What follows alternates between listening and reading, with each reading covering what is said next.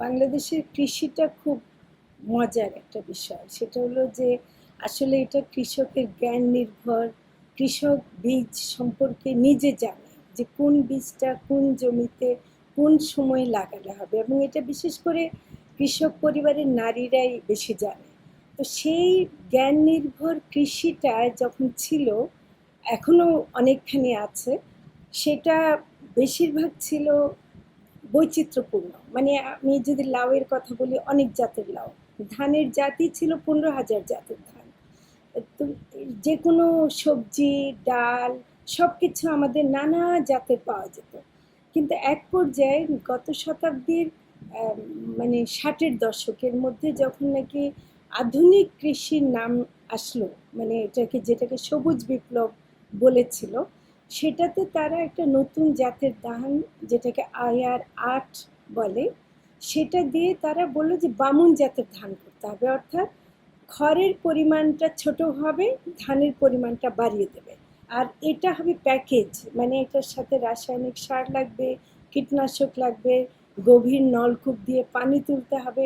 এইগুলো করে সেটা তারা 2-3টা জাতের ধান দিল, এবং কৃষককে, সরকারকে, বিশ্ব ব্যাংকের মতো যারা আছে প্রতিষ্ঠান, তারা অনেকটা বাধ্য করলো যে আমরা কৃষিতে সহায়তা দেব যদি এই আধুনিক কৃষি করা। এটাকে বললো আধুনিক।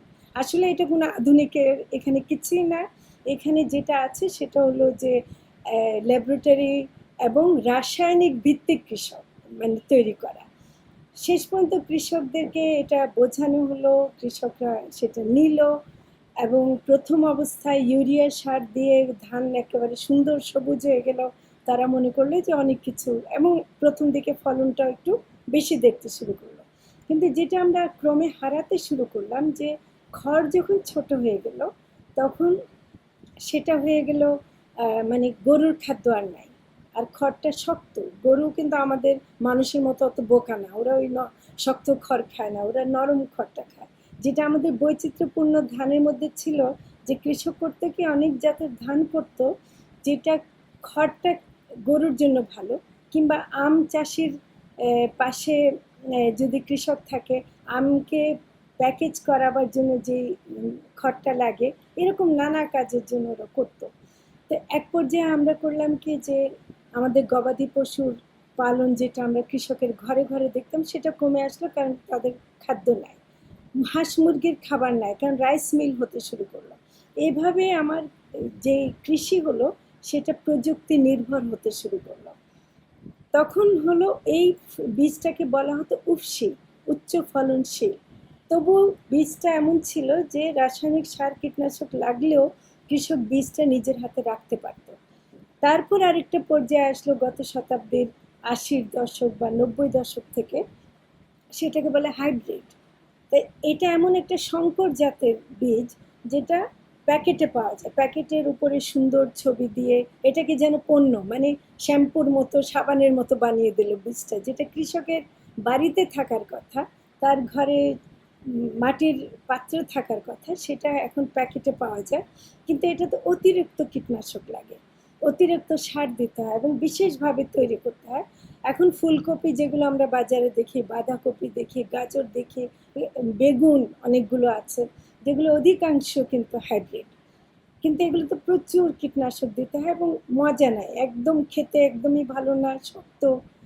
তারপর হয়ে গেল, কিন্তু এগুলো তখন কোম্পানি ঢুকে গেল। এর আগ পর্যন্ত কোম্পানি ছিল সার কীটনাশকের সাথে, এখন বীজে কোম্পানি ঢুকে গেল। এটা লক্ষ্য করার বিষয়।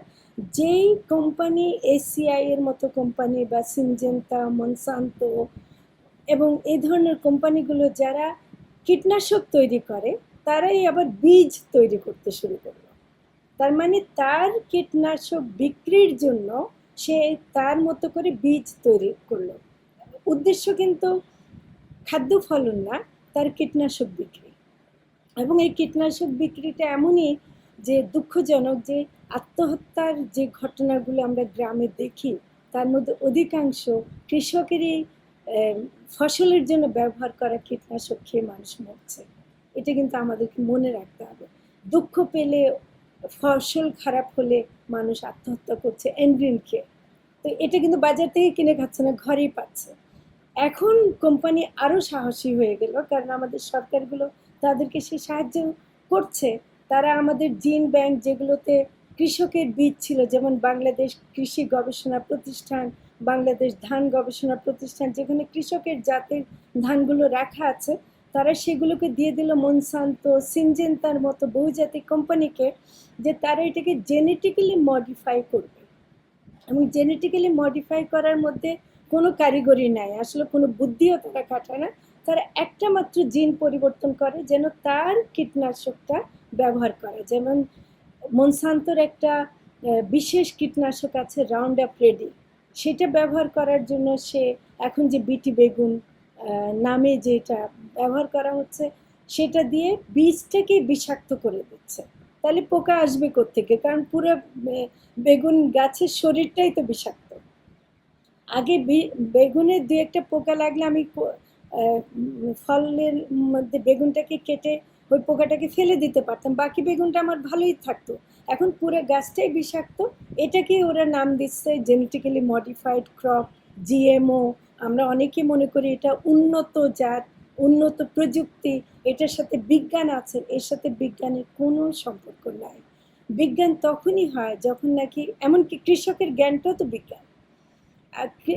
আমাদের বিজ্ঞানীরা যদি সত্যিকারের ফলন ফলাবার জন্য বা পোকা দমনের জন্য বিশেষভাবে গবেষণা করতেন, তাহলে সেখানে একটা বিজ্ঞান থাকতো। কিন্তু কোম্পানি যদি আমার ফসলের উপর দখলদারিত্ব, এমনকি তার মালিকানা স্থাপন করার জন্য বীজকে জেনেটিক্যালি মডিফাই করে, জিন পরিবর্তন করে মালিকানা নিয়ে নেয়, সেটাকে তো আমি বিজ্ঞান বলি না, এটাকে বলি ডাকাতি।